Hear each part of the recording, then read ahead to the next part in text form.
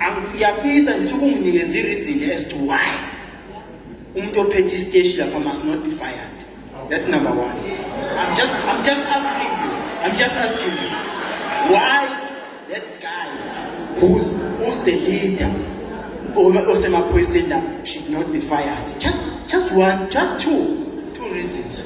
Because one, amaphoyisa mina ngihleze ngiwabona mina ngibuye ebusuku mina ngibona yonke imikhuba egilwa amaphoyisa mina ngingakwazi ukuthi ngizotshela abantu lento namhlanje sekuze kwavela wena baba Mkhwanazi ngikhulumile nawe ngomunye unyaka lapha kukhona babucele losigqoko akwenzeka ngalutho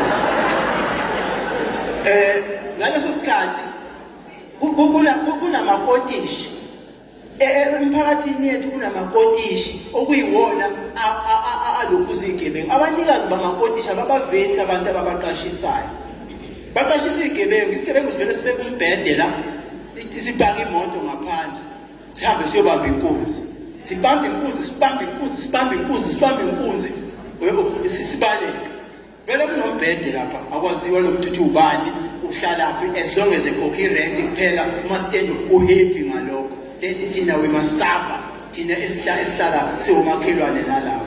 Number two, kuney'tolo zalabantu bokufika babu premium lento ishoyo yokuthi iy'tolo upresident wethu uyakhuluma but akenzi siyakwazi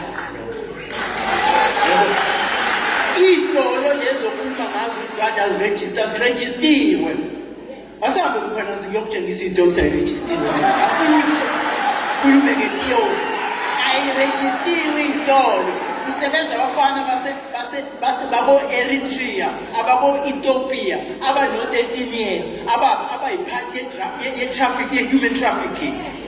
Nithule nina niyakwazi khona lokho asisimeli amaphoyisa baba Mkhwanazi eMjebheni atulusa imoto kanje ayokwenza lento elibiza ithi extortion ayokwenza extortion amaphoyisa asemjebheni imoto yakhona mina nginayo inamba yayo balibona iphoyisa lithe mali ngibona ukuthi ngiyanishuta lenze njani lahlela kabaleka amaphoyisa ngitshengise Mkhwanazi sihambe nawe ngiyokutshengisa lapha enza khona amaphoyisa lokuthi angikhulumi Ascolta, first 1 minute. One, amaphoyisa asemjebheni, they are corrupt to the core. We must address that. Umuntu ophethe amaphoyisa asemjebheni must be fired as like yesterday.